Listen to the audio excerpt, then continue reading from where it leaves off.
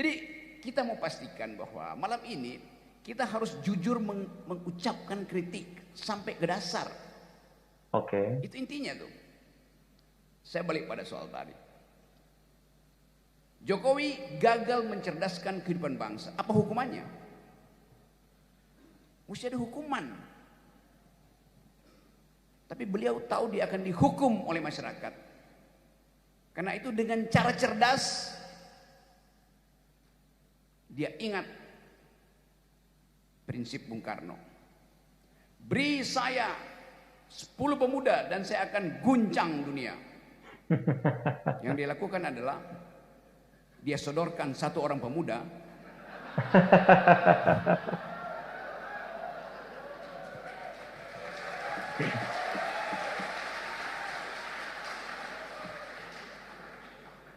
Dan Indonesia jadi kacau. Anda bayangkan psikologi kita kalau nanti di situ ada Prabowo, di situ ada Putra Wakanda. Apa Anda nggak mules setiap hari? Anda pasti mules. Saya mau terangkan itu sebagai problem. Ada rasa nausea, orang Perancis bilang, rasa mual secara psikologis. Karena Anda tahu genealogi, asal usul, asbabun nusul dari peristiwa pemilihan presiden kemarin. Fakta-fakta ini saya mau terangkan pada saudara. Karena seringkali kita dihipnosis untuk menerima seolah-olah kita nggak mampu untuk mengucapkan kritik. Sama seperti kasus saya. Sampai sekarang di Bareskrim ada 37 kasus saya tuh dilaporin. Jadi saya senang diundang oleh Unipma karena di sini saya jadi narasumber sebelum saya jadi narapidana.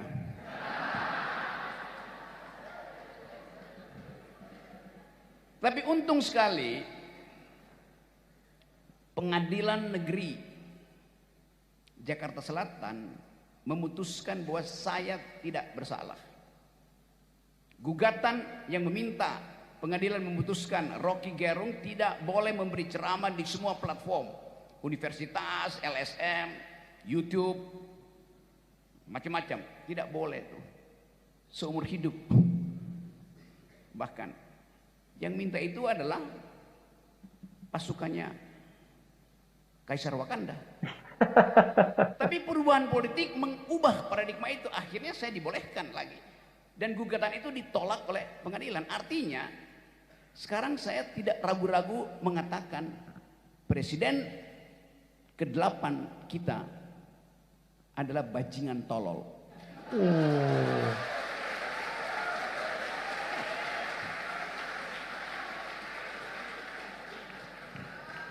Saya sebut presiden ke-8 ya, saya nggak sebut namanya. Begitulah kita harus secara tega mengatakan bahwa yang saya ucapkan itu dibenarkan oleh pengadilan. Karena pengadilan mengatakan dalil Pak Rocky itu, dalil saudara Rocky Gerung adalah dalil akademis. Dalil untuk mengkritik kebijakan itu. Itu dasarnya saya anggap bahwa Unipma ini adalah universitas pencari masalah, bahkan mengundang saya itu nyari-nyari masalah. Tapi saya percaya bahwa masalah memang harus dihadirkan supaya ada sesuatu yang dipertengkarkan. Memang tugas universitas adalah membuat masalah, bukan menyelesaikan masalah. Tugas pemerintah menyelesaikan masalah, tugas universitas membuat masalah, modeling.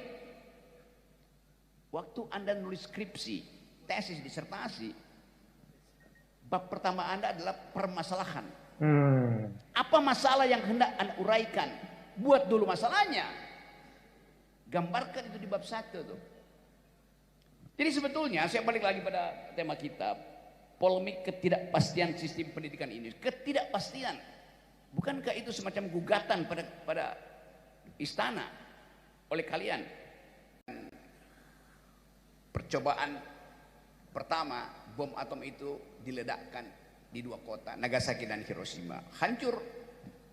Tetapi Hirohito bilang tadi betul, Bila saya masih punya sejumlah guru, 10, 20, 30 apalagi, saya bisa bangun negeri ini kembali tuh. Jadi infrastruktur pendidikan dipelihara, dibangun pertama-tama oleh Kaisar Hirohito. Dia menghormati profesi guru. Itu yang kita ingat dari Kaisar Hirohito.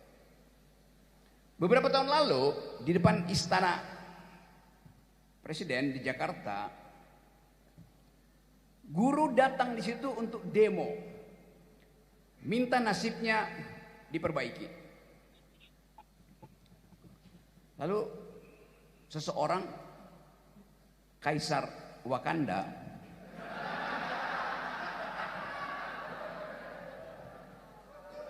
tanya pada aparatnya tuh. Kaisar Hirohito bertanya pada Panglima Perang Jepang, ada berapa lagi guru yang tersedia? Kurang lebih 10.000. Oke, mari kita bangun Jepang kembali dengan 10.000 guru.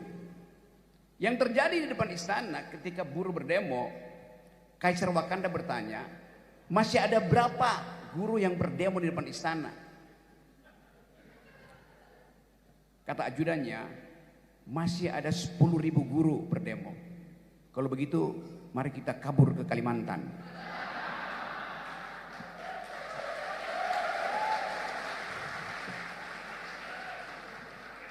Tidak pernah sekalipun Kaisar Wakanda menemui bahkan satu orang guru ketika guru berdemo di situ.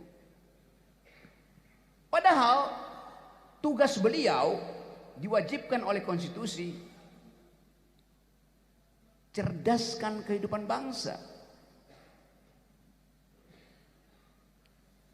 Hanya ada satu perintah yang wajib dilakukan oleh Presiden Jokowi, saya sebutkan sekarang namanya,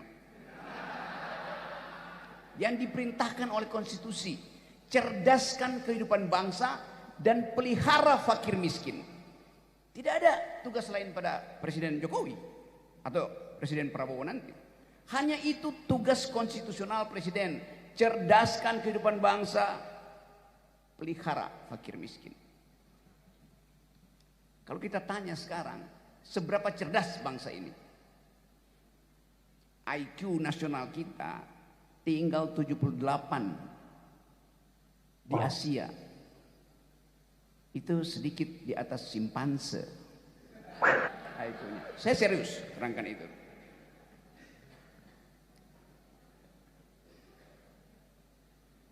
Apa yang terjadi pada kawan-kawan guru kita?